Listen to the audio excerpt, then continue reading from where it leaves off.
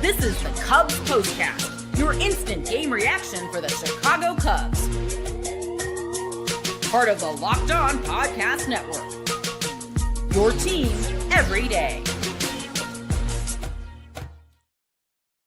What's going on, everybody? Welcome into the Locked On Cubs Postcast here on the Locked On Cubs YouTube channel. Joe George here with you, also on the Locked On MLB and Locked On Sports Today channel as well. The Cubs win 6-0. They force Game 5. Let's go. What a game to talk about today. From the lineup, Ian, Happ, Busch, Tucker, all of that stuff. Matt Shaw showed up in this game. We'll talk about Boyd. We'll talk about what we saw from the bullpen. We'll get through all of that here on the show, but we will start today's show off with our Locked On Player of the Game.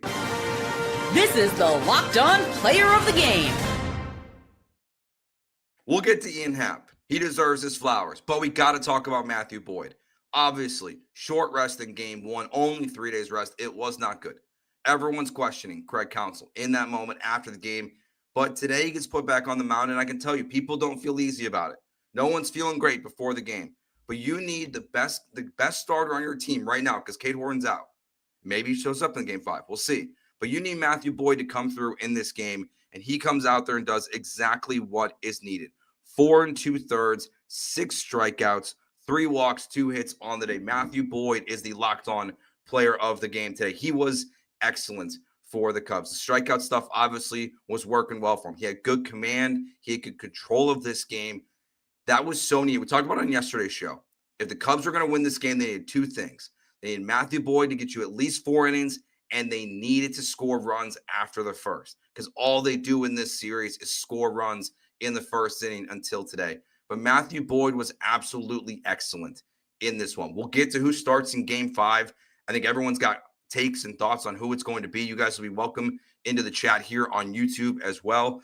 But Matthew Boyd just gave you everything you needed in this game to get you to the bullpen, which has been unbelievable. I cannot say enough good things about the Chicago Cubs bullpen. Pretty much anyone that's gone out there has been dominant. The Cubs have only given up 1 earned run in the 5th inning or later in this series. They have been shutting down the Brewers for 4 games. The reason why this series is 2-2 and this series is not over and the Cubs have not won is because of the start from Boyd and Shota. But Boyd made up for it today in a huge way. Then he handed off to the bullpen. Daniel Palencia, 1 pitch, pop out, inning over. You're out of danger. And honestly, that to me could be the turning point of the game. We'll go somewhere else for that in a little bit here. But Daniel Palencia getting that out on 1 pitch, then coming back out there, getting the next 3 outs. He has been so nails in this role for the Cubs.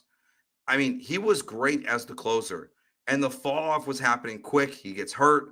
But what he's been doing in this role, where he's been coming in the 5th or 6th inning in the postseason so far, Daniel Palencia has been awesome.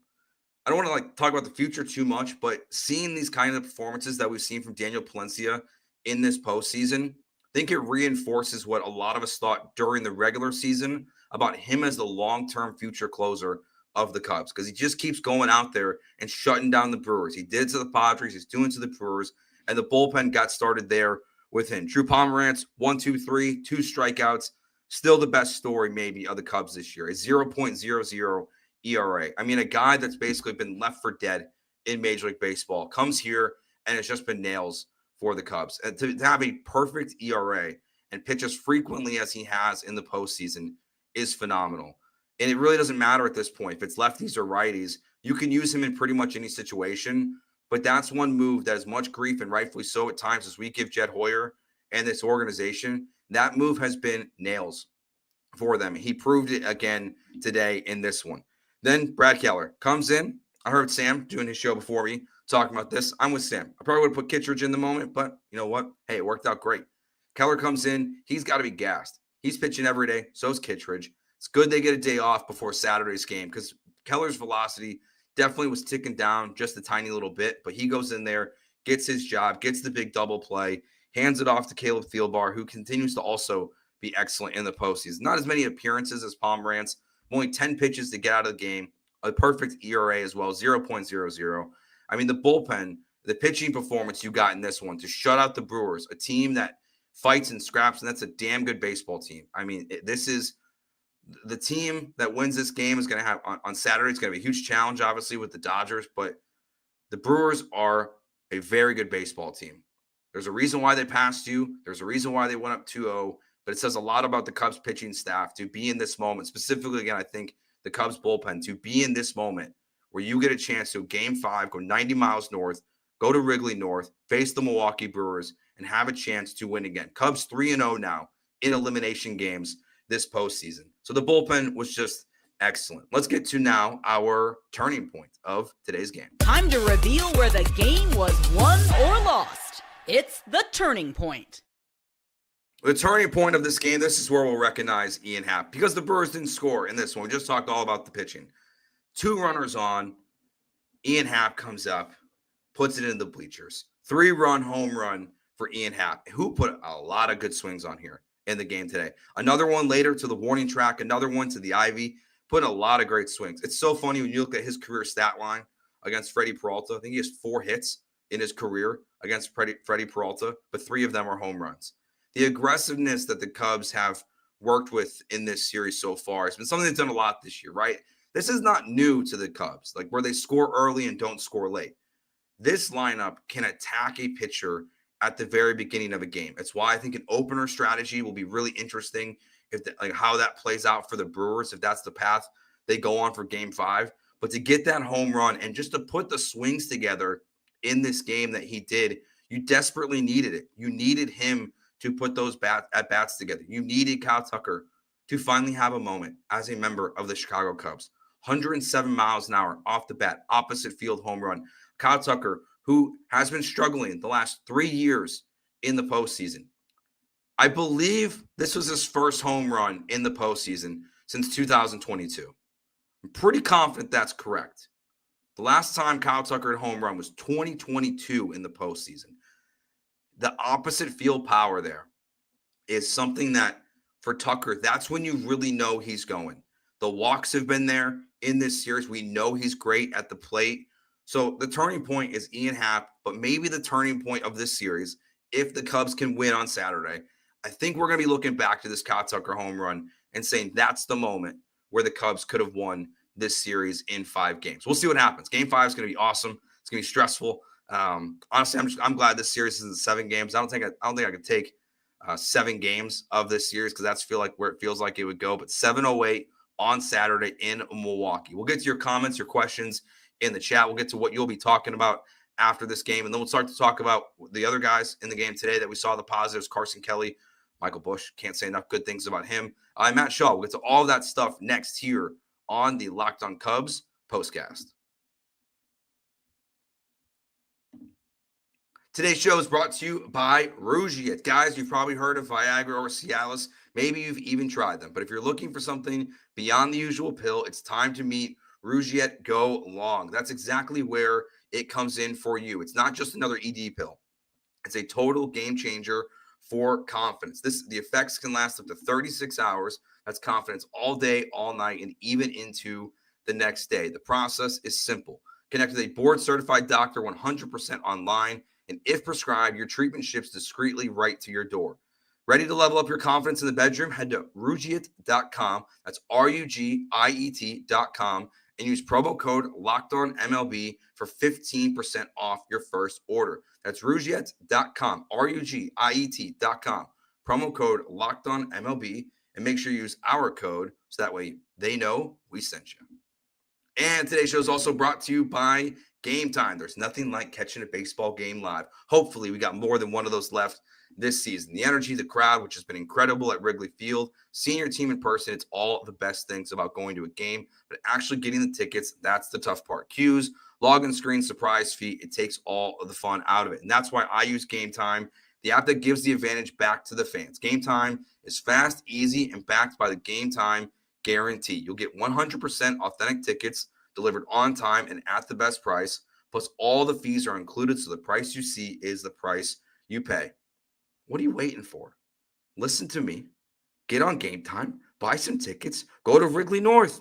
Make it as loud there as was at Wrigley Field today. Download the Gametime app, create an account, and use code LOCKEDONMLB for $20 off your first purchase. Terms apply.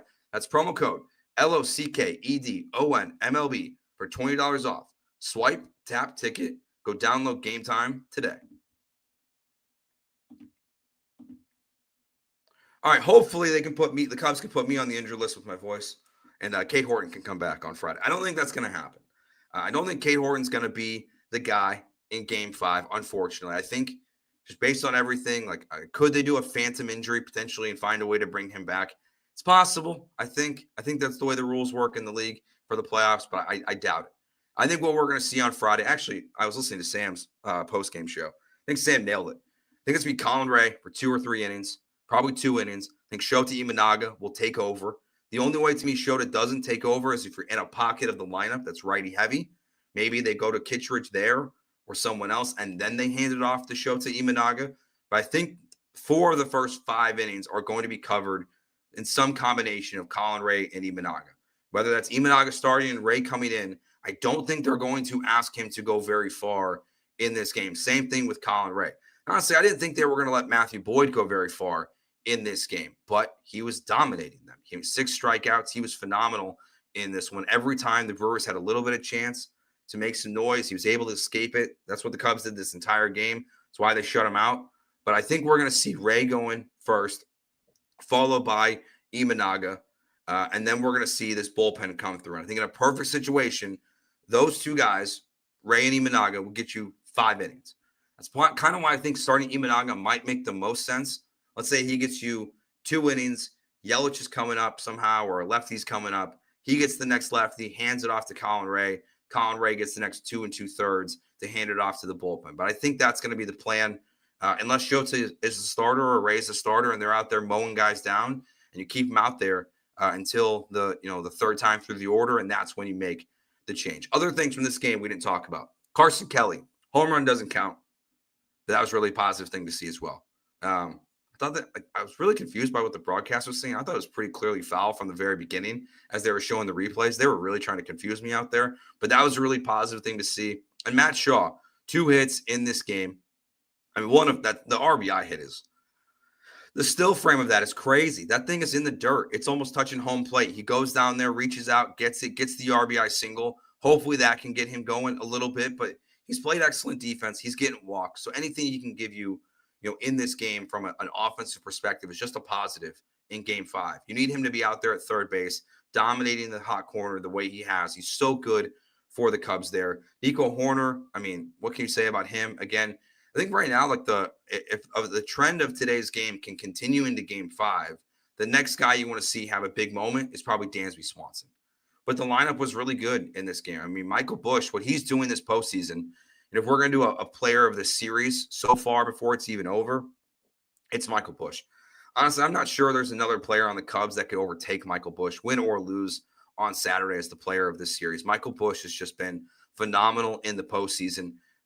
Putting him in the leadoff spot, it's been something that's worked out so well for the Cubs. Just the power there at the top. I mean, we're seeing it from him. Feels like, it's basically every game at this point. So Michael Busch, great game. Kyle Tucker, again, the home run was huge to see. Ian Happ. But Carson Kelly and Matt Shaw, I think, deserve some shout outs in this one as well. All right, let's get to I've got this little nugget here I got for you guys. So only 10 teams have won. This is from ESPN stats. Only 10 teams have won a series after being down 0-2. There have been 90 series in postseason history that where a series has started 2-0. 17 teams have come back to force Game 5. Those teams' records are 10-7. So teams that force Game 5 that start 0-2 are 10-7 in that 5th and crucial game. That, to me, is a good sign because the pressure is flipped. It was win or go home for the Cubs. And the thing is, the pressure is still on the Cubs at the most extreme level because you're in the exact same situation as the Brewers. But to get it back to Milwaukee, history's on your side now a little bit. It wasn't really before the series. Coming back again, only 10 teams have won, but 10-7 in the 17 times in MLB baseball history that a Game 5 has been forced. The Cubs have a chance to make it 11-7. So honestly, there's just all good stuff in this game. So you guys' questions and comments are welcome in here. I love it. Why not us? Exactly. Why not? Why not us? Why not the Cubs? It's been a great season so far. 92 wins, and now you're feeling like you're so down after the first 2 games. Now the highs are so high. Anything's possible on Saturday. I'm not a win guaranteer because I don't even know who's starting for the Cubs or the Brewers. I think Mizorowski is gonna be a big piece of this game. I don't think he's gonna start. I think their Brewers are gonna go with an opener and they're gonna hand it off to him. I mean, we saw how nasty he was, but even then, like the control wasn't all there in that game. Like I think the Cubs can get to the Brewers pitching staff early in this game, no matter what plan they roll out there. So it's going to be a fascinating game to see who the Cubs start. The lineup will obviously be the same. This is the lineup from now till the playoffs are over. They're not going to change it, which is good. I think you have to stick with this. And the reason why you stick with it, and even though we all ask for lineup changes, is for what you saw today. Ian Happ. Like everyone wants Ian Happ to be taken out of the lineup before this game, put on the bench. I get it. Put down in the order. I get it. That's why Craig Counsell's the manager of the Cubs, and we're not. Like, he trusts his guys. And that's why I think Shota's going to start, or at least be a big part of, Saturday's game, because Craig Counsell trusts his veterans. And I think that's why I expect to see Imanaga on the mound and not Colin Ray at the beginning. But really, either team, it can go either way. Mike says, Joe, this team is playing with a lot of heart. Yeah, look, heart doesn't always come when you're just winning. But, like, I know people were, in the chat here on YouTube, which isn't always a super safe place for work, I would say, are challenging the Cubs' heart after the first two games of this series.